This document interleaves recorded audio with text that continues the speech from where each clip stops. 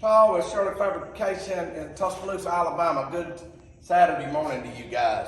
I just want to do a finished video on this traditional offset set I built. I did a video the other day before it was linseed and painted. Now it's painted and linseed. Everything's put together. I want to do a quick video.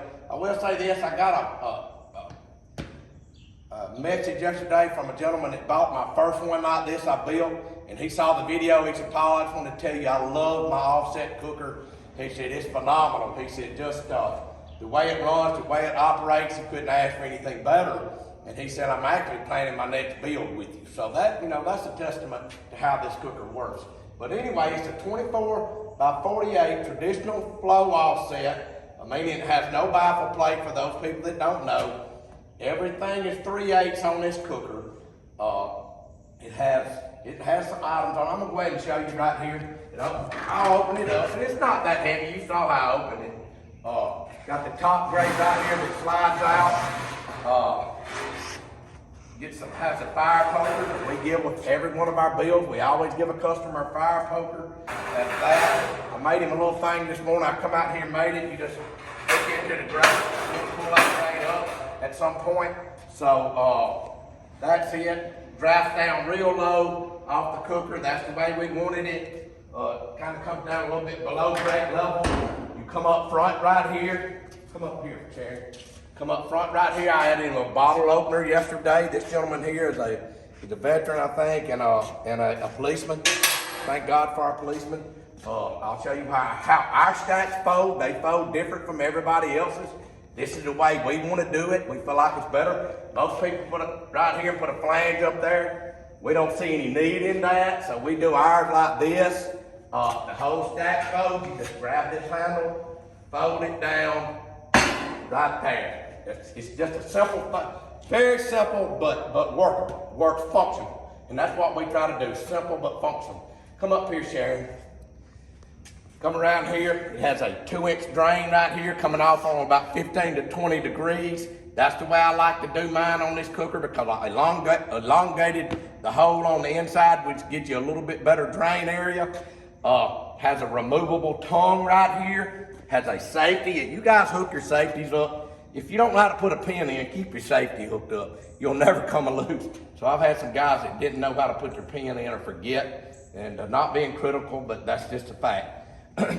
When I built the shelf, I build these things where they can be screwed down or bolted on. They can be removed, where down the road, if you ever want to paint the cooker or linseed it again or whatever, you can, you'll get all that stuff out of your way.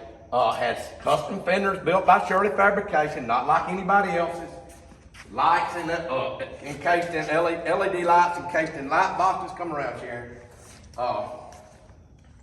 Has a damper on the door right here. You don't have to have a damper on these cookers if you don't want to. It just opens up. I made in the last video, I alluded to the fact that you don't need a fire basket in here. You don't. That's what Kevin Braun sent me yesterday. He said, "Paul, you were exactly right. You do not need that's the gentleman that has the first offset I built. He said, "You don't need a fire basket in there. Just build your pyramid in there. It's going to take smaller splits on this cooker.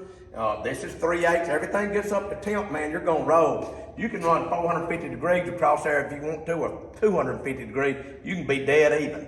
So it can easily be a tank. Built by these guys right here. Again, has a wood box right here. This wood box can be removed too. Just unscrew some screws and take it off. It just makes it a lot easier to do. So this is a slick rig. I really like it. My wife linseeded it for me. Well, I helped her a little bit. I sprayed the trailer. And it just takes a little time when you put them together, and then you have to linseed them, and you have to take one of them off. So it's a little job. Come on back around here, Sharon. And I'll show you as far as getting the stack back up. Just pick it up right here. And I'm kind of short. Easy to do. Has a probe port. If you have a probe port right here to put your probes in. There's some upgrades that can be added to this cooker. You could add a stainless shelf. You could do several things. This is just what we want. Come right over here. I will show you this. I added tell-true gauges to this cooker. Y'all look at the Shirley gauges. Kind of get on different angles, Sharon. One way you look at it, you see the flag. Come back on the other side. We didn't want it just to stand out. And then can you zoom it in, go on in close with it? Okay, there you go. Yep, it's got the American flag in there because we are huge supporters of our veterans, police, force, firefighters, first responders in this country. That's what we stand on. Because if it wasn't for this country, we wouldn't be where we're at today. And for our veterans, firefighters, and the good Lord that keeps blessing us. Something else I wanted to do. So it has custom wheels and tires on it. I'm gonna take over the camera right quick just for 1 second. Hold on, just thank y'all for your business too. Guys, you know, we are very aware that if it wasn't for our customers, we wouldn't be where we're at today for our following. Y'all go to our Facebook page and like it and follow us, man. I'm gonna start doing more and more videos. Y'all go to our page, please, and like it and follow us. You know, I do the social media part of it. Tyler's not big into videos and all that. He states we do have a website right now that's almost finished. The guy sent some proofing for it to us to go over. We got to change a little wording on it. It's there almost. It's very, very close. And I know I've been saying that for a long time, but it's taking a long process with Tyler being in the new shop and everything. So anyway, I'm going to get this camera. I'm going to take it from Sharon right now.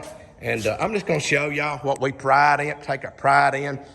It means nothing to some people. Everybody don't have the ability to do it. We do. But you look at all of our welds, everything on here, and this is just not on this cooker. Every cooker you see like this will be the same thing. You look at the welding, it's almost like a machine did it. I mean, really, honestly, it is almost like a machine did it. I learned to MIG weld working in a fabrication shop when I got out of trade school. I learned flux core welding, MIG welding, went to an advanced pipe welding school in Ohio, got in the field, became a pipe welder, very efficient at heliarc welding, pipe, TIG welding, very good on titanium, Inconel, Monel, Hastelloy. I did all that stuff for years. And then I got out of the Boilermaker, went back into the pipe fitting side of it and worked in the refinery where I'm at now. And then I took a job with the refinery. So again, you know, this may not mean anything to everybody, and everybody, you know, anybody can do it if you put your mind to it and put practice in it.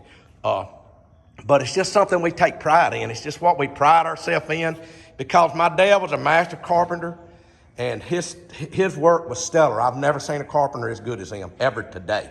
He was the best. He was an old school carpenter, and he could do it all. But again, here it is right here. It may not mean nothing to anybody.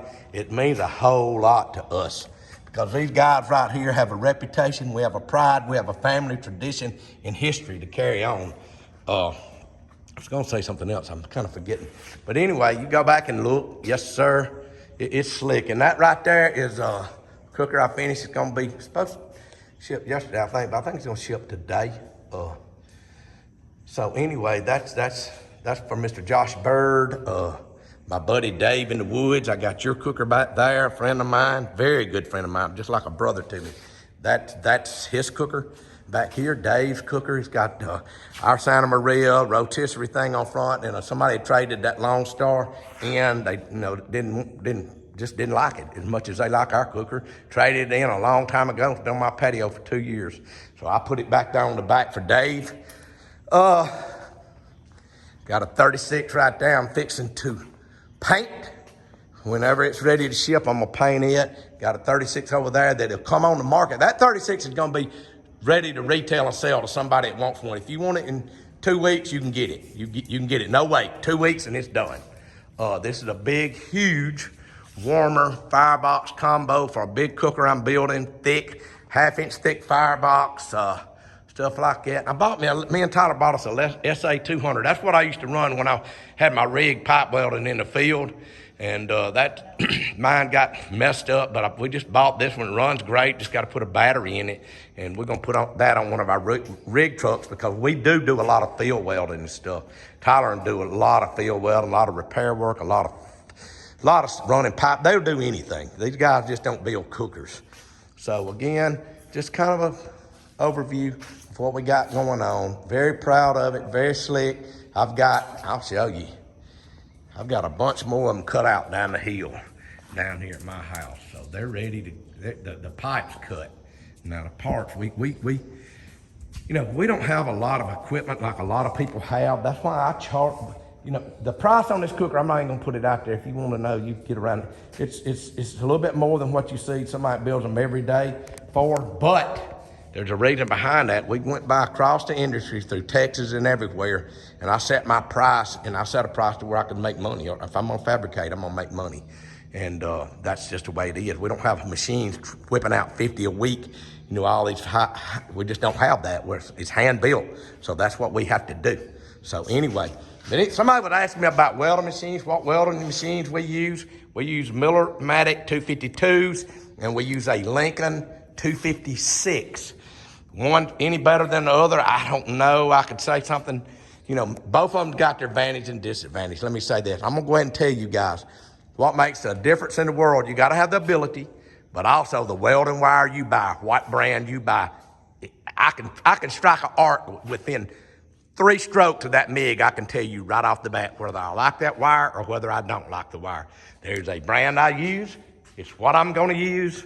And the price is very expensive on it, very expensive, but it's what I like to use because it has a lot of what I call welder appeal and everything like that. But look, guys, I'm gonna close this video out. It's 11 minutes long.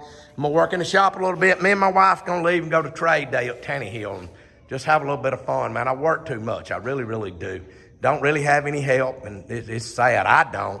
I gave a gentleman a chance. He's got a chance right now. He's off 2 weeks. If he wants to come back and work, he can. If he don't, get your stuff and go.